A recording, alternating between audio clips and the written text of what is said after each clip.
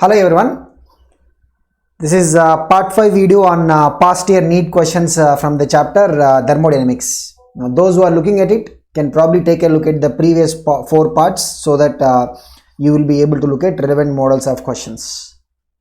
We'll start with a question that has come in the year 2005. Which of the following pairs of a chemical reaction is certain to result in a spontaneous reaction? So we are looking for the condition that is going to suit in getting a spontaneous reaction. So what is the condition for the spontaneity?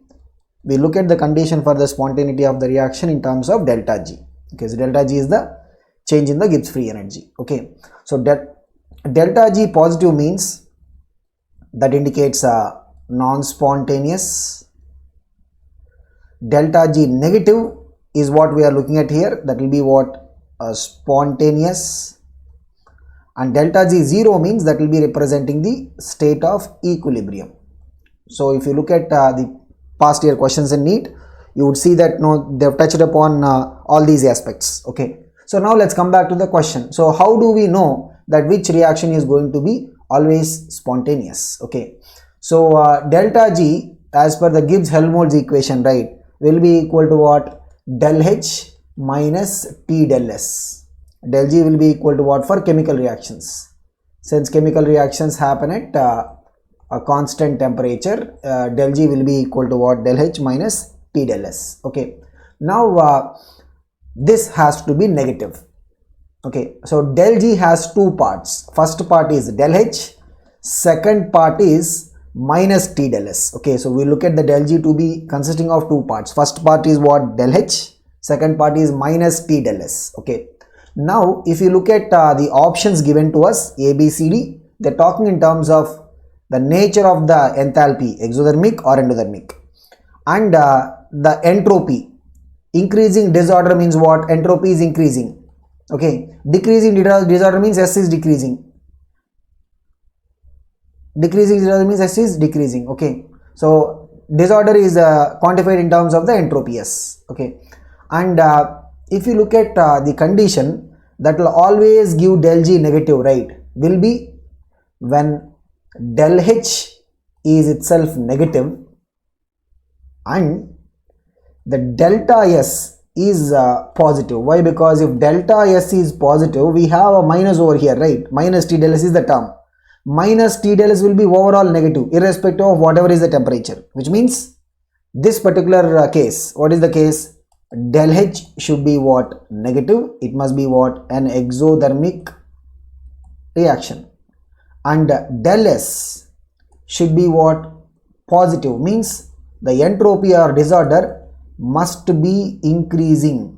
If you have these two conditions, then that reaction irrespective of the temperature is always going to be what? Spontaneous. So what will be the suitable option here? It is exothermic and increasing disorder, so which is our option A. So that particular case, right, will always give us what? A spontaneous reaction. Okay, so let's move on to the next question. This is a question that has come in the year 2005. A reaction occurs spontaneously if, this kind of question we have talked about it. So if you look at the spontaneity of the reaction, okay, so when the reaction will be always spontaneous, under what conditions the reaction is going to be spontaneous? Okay, so if you see the conditions that they are talking about here, they are talking about del H and del S positive, del H positive, del S negative. Again, both of them are positive.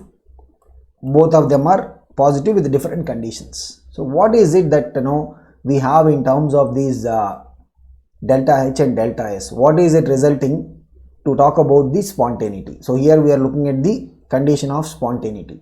See, spontaneity is decided by what? It is decided by the delta G. What is delta G? For a chemical reaction, del G will be equal to what? Del H minus T delta S. Correct. Del G will be equal to del H minus T delta S. Now, this we have to check through each of these options. So first one is saying what? Del H, del S, both are positive. Okay, so means what? this is positive and del S is positive. But remember the second term, del G will have two parts. First part is what? Del H. Second part is minus T del S. Okay. So look at what is that they're saying. Both are positive, but T del S value is less than del H. When T del S value is less than del H, right, means what? For that option A, del G will be coming as what? Positive. Means this is non-spontaneous. What is it?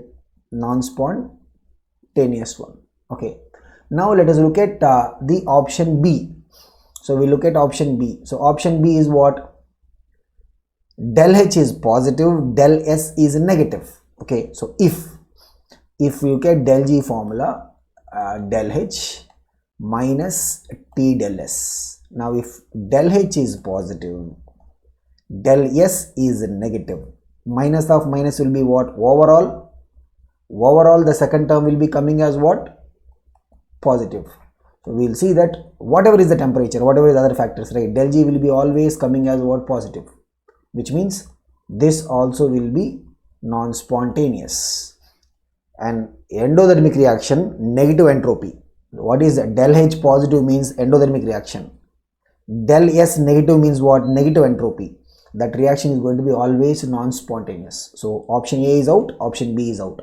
Now let's come to option C. What is option C? Both del H and del S are positive. Okay. So both del H and del S both are positive. This is option C we are looking at. Okay. And what they have given, T del S value is more than del H. Look at this. What is the del G value? Del H minus T del S, right? They are saying this value is more. T del S value is more than delta H. Means what? This will be overall negative. That will give us del G what? Negative. So the condition that will suit spontaneity will be what? Option C. And if you look at option D, both del H and del S are positive. Option D, both del H is positive and del S is also positive. They are saying T del S value is equal to del H. Means what? Look at del G formula, del H minus T del S, right? This value and this value they are saying equal numerically. Means del G value will be equal to what? 0. What will be the delta G value? 0, which means that will be representing the case of equilibrium. So the one that is suiting our requirement, we are looking for the spontaneity option. Next we have a question, theoretical question that has come in the year 2005. The absolute enthalpy of neutralization of the reaction. What is the reaction? MgO plus 2HCl gives rise to MgCl2 and H2O. Okay. So if you look at the strong acid, strong base neutralization reactions, like strong bases means we look at the alkali metal hydroxides like sodium hydroxide, potassium hydroxide. Okay. And strong acids means we look at the mineral acids like HCl, all these mineral acids, sulfuric acid, etc. For the strong acid, strong base neutralization reactions, the enthalpy of neutralization value, right, will be nearly minus 57.33 kilojoule per mole, which means what? The 57.33 kilojoule per mole energy will be released. That is the enthalpy of neutralization. Okay. So if we have weak acid or weak base, any of them is weak. Okay. So weak base, in this case we have a situation of weak base.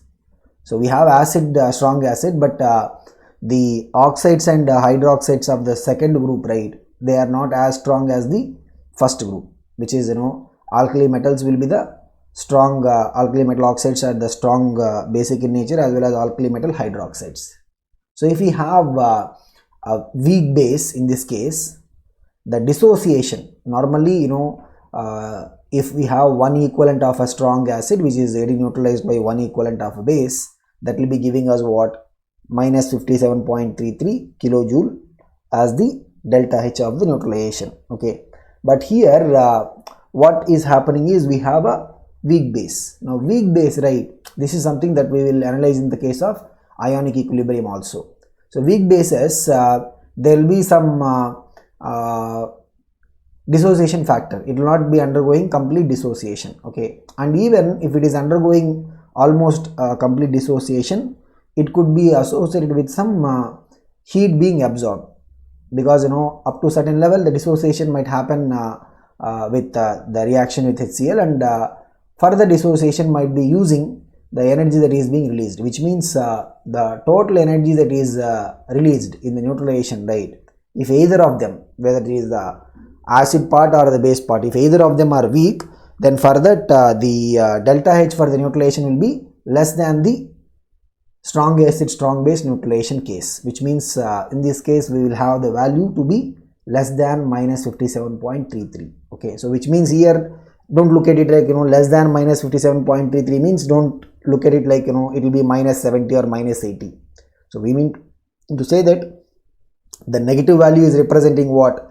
This much amount of energy is being released. Okay, and if we have the energy less than that, means it will be what? 40 kilojoule per mole it is, or 30 kilojoule per mole it is, something like that. Okay, so the correct answer for this is what? Option C. Again, we have to be careful when we talk about less than minus 57.33 kilojoule per mole. We are not saying that it will be minus 60 or minus 70. That's not the way in which we are looking at the value. So the value will be minus is representing that this will be the energy released. Okay, and we are just saying that the value of the energy will be lesser. The value of the energy released will be lesser. Okay. Next, we have a question that has come in the year 2004. If the bond energies of the HH bond, Br-Br bond, HBr bond are 433, 192, 364 kilojoule per mole. So what is given to us? The bond enthalpies are given. Hydrogen bond, what is it? 433 kilojoule per mole. Okay, and bromine bond, what is it? It is 192 kilojoule per mole.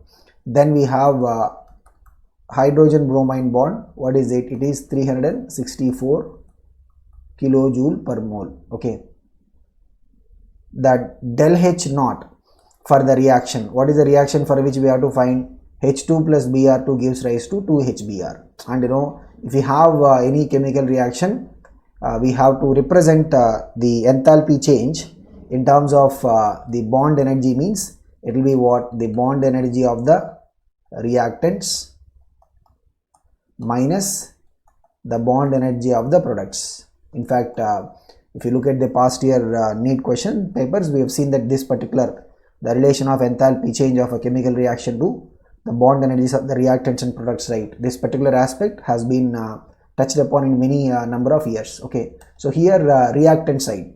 So reactant side, we have 1 mole of hydrogen bonds and 1 mole of bromine bonds, means totally what is it? 625. And product side, we can see 2 moles of hydrogen bromine bond, means it will be what? 2 into 364, 728. So what is it going to give us? It will be giving us minus 103 kilojoule. What is the value? Minus 103 kilojoule. Correct answer is option D. So always for a chemical reaction, if you want to look at the relation between the delta H and the bond energies of the reactants and products, so what is the formula for that? Del H will be equal to bond energy of the reactants minus bond energy of the products. Next, we have a question that has come in the year 2004. The standard enthalpy and standard entropy changes for the oxidation of ammonia at 298 Kelvin are minus 382.64 kilojoule per mole. This is del H naught, and minus 145.6 joule per mole. This is del S naught. Okay, the standard Gibbs energy change for the same reaction at 298 Kelvin is. So it's a straight question. What they're asking? They're asking del G naught. So what is del G naught? Del H naught minus T del S naught. So the only thing is we have to be careful about the units part. Okay, because del H naught is what? This is minus 382.64 kilojoule per mole, whereas the del S naught, right? This is del H naught. Del S naught is minus 145.6 joule per mole. Okay, so this is where we have to be, and also joule per mole per Kelvin will be there. Okay, so here we will also have joule per mole per Kelvin. Okay, now we have to find what is the del G naught. So what is the formula? Generally del G will be equal to what? Del H minus T del S. So since we are having the standard conditions, we will represent it as what? Del G naught is equal to del H naught minus T into del S naught. Okay, so del H naught is what? Minus 382.64 kilojoule, and del S naught, if you want to check the final answer, right, they are giving del G naught in terms of kilojoule, so we have to also convert this into what? Kilojoule means we will divide this by 1000, so it will be what?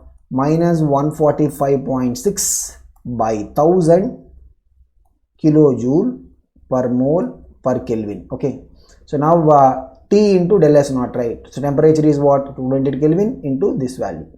So if you simplify it, minus minus will become what? Plus, and on simplification we will get the value as what? Del G will be minus 339.3 kilojoule per mole. And this tells us one thing, that this reaction, right, since del G is coming as negative, is going to be spontaneous. So here, this question is not, very much challenging in terms of application level of concept or anything. It's just that we have to substitute the formula for del G and then carry on with the calculation till we get the final answer. Okay, so like I think I may have discussed this in some of the previous videos also. The electrochemistry part, thermodynamics part, they do have these kind of questions where the basic mathematics skills will be put to test, the multiplication, division part and all that. Okay, so we'll move on to the, so what is the answer for this? It is option B. We'll move on to the next question. This is a question that has come in the year 2004. Considering the entropy S as a thermodynamic parameter, the criterion for the spontaneity of any process is. So what is the criterion for the spontaneity of any process? So what we decide as the condition of spontaneity? If you look at the entropy, right? So entropy of universe. So universe will include what? It will include system and surroundings.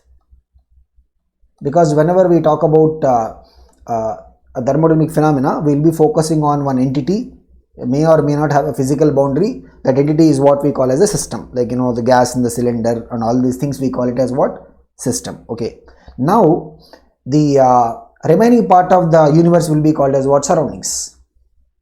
If we have a spontaneous process which is happening, then the total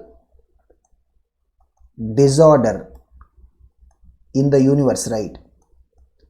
The total disorder in the universe will tend to increase.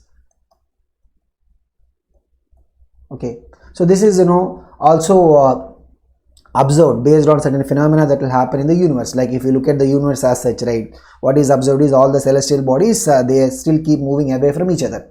So the idea is the universe is still expanding. So the randomness or the disorderness of the entire universe will be increasing if you look at any spontaneous process. And what do you mean by the randomness of the universe? It is nothing but the entropy change of the system plus the entropy change of the surroundings. If you look at the entropy change of the system plus entropy change of surroundings, right, that is what is our entropy change of the universe, because system plus surroundings is what? Universe.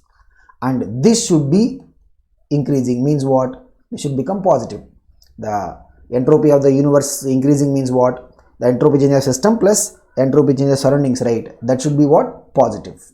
So the correct answer for this is what? Option A, where for a spontaneous process, the entropy change of the system and entropy change of surroundings, both of them, when we add it, right, that is representing what? The entropy change of the universe. That should be what? Positive. In other words, the entropy of the total universe must be increasing for a spontaneous process. Next we have a question that has come in the year 2004. Work done during the expansion of a gas from a volume of 4 decimeter cube to a volume of 6 decimeter cube against a constant external pressure of 3 atm. So here they didn't give us any other information, whether it is an isothermal process or any process. What they are giving, so we have a gas. Okay, so initial volume is what? 4 decimeter cube. Decimeter cube is nothing but what? Liter. Means initial volume is what? 4 liter. It is expanding. The piston is moving out. And the final volume is what? V initial is what? 4 liter. V final is equal to what? 6 decimeter cube means 6 liter. Okay. And this is happening against a constant external pressure. The external pressure is what? 3 atmospheric units, 3 atm. We have to find what is the work. Okay. So if you look at the W, what is the W? W will be equal to minus integral P external dV. This is the general expression, general work expression. Okay, so what is it?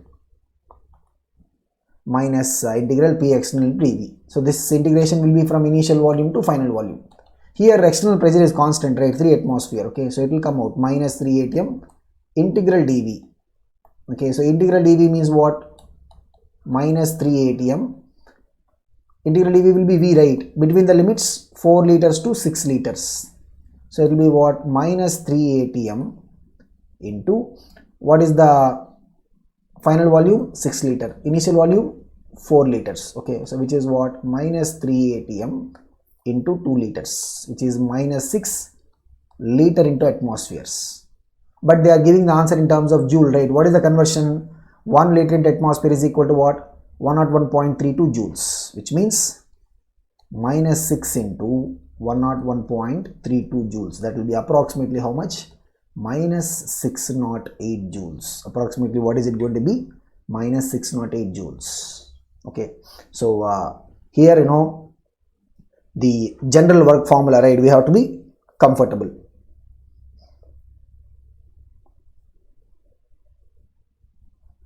And we can see there is already one more option waiting for us, option C. Some of us, right, the moment we see a minus 6 number, we'll just go and tick it there. So we must be also looking at what is the unit in which they are asking. The normal, from the formula work is equal to minus integral P external dV. We will get the value of work in terms of what? Liter atmospheres. But they are giving the options in terms of joule. So we must do the conversion. Next we have a question that has come in the year 2003. For the reaction C3H8 propane plus 5 moles of O2 gives rise to 3 moles of CO2 and 4 moles of H2O. In fact, this is a point that we must always keep in mind whenever we have the equation that we use to express the combustion reaction. Always, because in thermodynamics, right, the physical state of the substances is important in many number of occasions, whether we are calculating that delta Ng value and things like that. The physical state of the substances will be important, whether it is a gas or a liquid or a solid. So whenever we are expressing the combustion reaction, right, the water that is formed should be always expressed in the liquid state. Okay, so it will not be in the gaseous state, it will be the liquid state. Of course, the water in the liquid state formed will absorb the heat that is regulated, because combustion reactions, they will release a lot of heat. They will absorb the heat from the combustion and they get vaporized. Okay, but as such in the formation, right, they will be forming in the liquid state. Okay, now the question is for this reaction, that's how we can see here also it is given as what? Liquid. At constant temperature, the del H minus del E value is, it's a straight question. So what is the relation? We have del H is equal to what? Del E plus del Ng RT. Okay, so here del E represents what? Change in the internal energy. So what will be del H minus del E? Del H minus del E will be equal to what? Del Ng RT. What is del H minus del E? It will be del Ng RT. What is del Ng? Change in number of gas moles. Remember, if you look at this, right, we must only calculate the gas moles. Is water going to be, so change in number of gas moles means product side gas moles minus reactant side gas moles. Product side, it is a water liquid, so we will not count it. So there is 3 moles of CO2. So gas moles on the product side is what? 3. Reactant side, we have what? 5 moles of oxygen gas and 1 mole of, the factor here in case of propane is what? 1. So 5 plus 1 totally what is it? 6. So 3 minus 6 will be equal to what? Minus 3. So del Ng is what? Minus 3. So we have to put minus 3 here. So what is del H minus del E? It will be minus 3 RT. What is the value for this? It is minus 3 RT. Okay. So let's move on to the next question. We have a question that has come in the year 2003. What is the entropy change? Means, you know, we have to find the del S value. What is the entropy change? When 1 mole of ice is converted into water at 0 degree centigrade. The enthalpy change for the conversion of ice to liquid water is 6 kilojoule per mole. So here what we are talking about is finding the entropy change during a phase change process. Finding the entropy change during the phase change process. It is, you know, the ice which is in the solid state is converting itself into liquid water. Okay. Now for this, right, if you look at the del H. What is the del H value? It is given as the value of delta H is given as what? 6 kilojoules. Okay, of course this will be, the heat that will be absorbed. Why? Because the ice will absorb heat to turn itself into water, and that is what we call as the enthalpy of fusion or enthalpy of the melting. Now during any phase change process, right, phase change process will be a reversible process. So mainly when we have questions on finding entropy change, right, we either have questions on the phase change. Phase change means either we'll have the fusion or the vaporization, okay, or we'll have questions on the reversible isothermal process. In fact, we also have covered some questions on that in a couple of other videos. Those also the questions that have come from the past year papers only. But here, we'll try to look at this particular example where we have the reversible process, which is of course the phase change. Phase change is always what? Reversible. So there will be an equilibrium, right? There will be equilibrium between the ice and the liquid water. Okay. Now when we look at this reversible reactions, delta S for any reversible reaction, right, will be equal to what? The heat exchange in that reversible reaction divided by the corresponding temperature. So here for this fusion, the heat exchange will be what? Our delta H fusion divided by what is the temperature. Here we are talking about the freezing temperature or the melting point of ice temperature, which is 0 degrees. But we will not take in the degrees, we will take it in what? Kelvin. So we can take it as what? 273 Kelvin. And del H is what? 6 kilojoules. Maybe we can convert this into joules. 6 kilojoule per mole means it will be 6 in 10 power 3 joule per mole. So what will be the del S value? Del S will be equal to what? 6 into 10 power 3, which is 6000. This is the del S value. Del S will be equal to what? 6000 by 273. Approximately it will be what? 21.978 or 21.98 joule per Kelvin per mole. So it's a straight formula question. So during any phase change, right, we have only two phase changes that we'll generally talk about. Okay, so one is what? Fusion. So del S for the fusion will be equal to what? Enthalpy change in fusion by the freezing temperature. Del S for the vaporization will be equal to what? Enthalpy change for the vaporization by the boiling point. So this is what we have to look at as a formula in case of the entropy change calculation for the phase change. So this is about this part video, and we'll see in the next part.